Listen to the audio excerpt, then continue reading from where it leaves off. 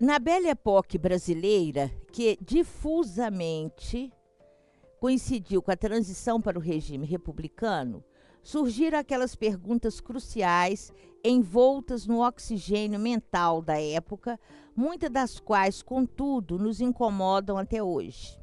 Como construir uma nação se não tínhamos uma população definida ou um tipo definido? Frente àquele amálgama de passado e futuro, alimentado e realimentado pela República, quem era o brasileiro? Inúmeras tentativas de respostas a todas essas questões mobilizaram os intelectuais brasileiros durante várias décadas.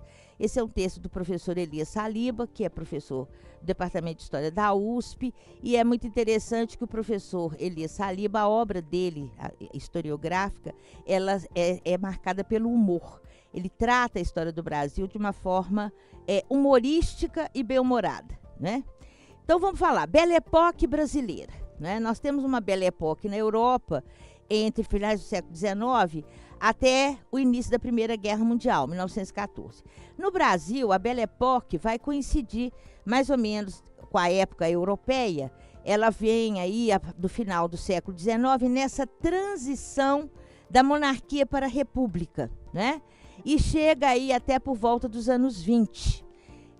Essa Belle Époque é marcada exatamente pela esse entusiasmo com o moderno, com as novidades, né? É nesse período que nós teremos uma coisa interessante, a mudança da capital de Minas Gerais, de Ouro Preto para Belo Horizonte.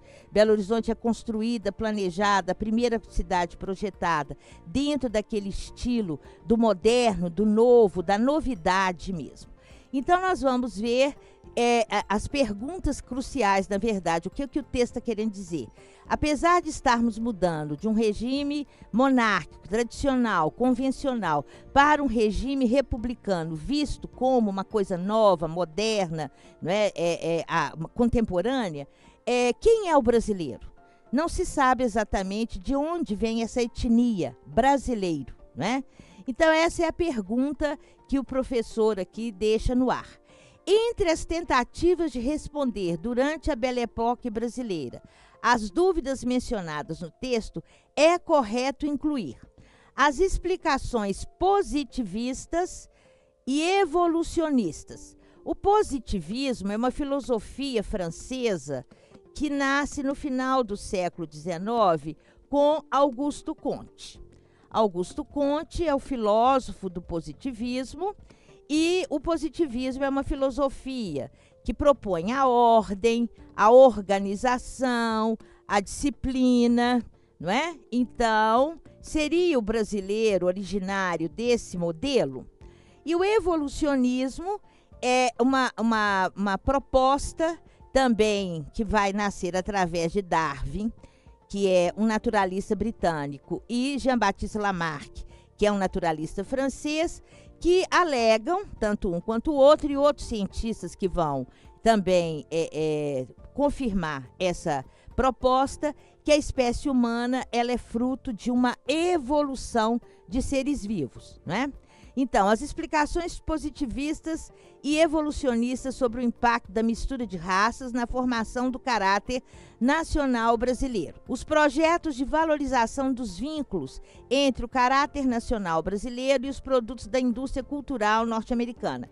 Nesse período, entre a transição monarquia-república, os produtos da indústria americana ainda não tinham muita ressonância no Brasil.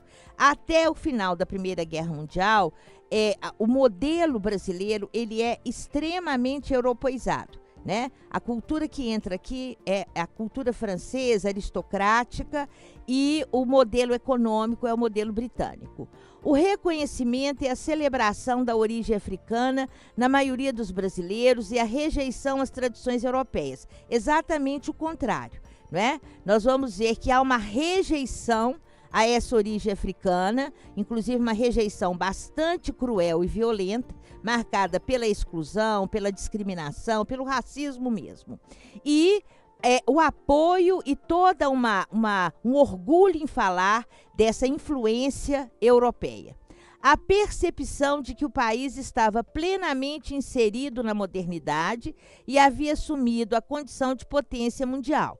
longe, mas muito longe disso, né? Nós nunca tivemos a pretensão e nem nunca podemos ter essa pretensão de potência mundial. Na verdade, a potência mundial nesse momento ainda é a Inglaterra, né?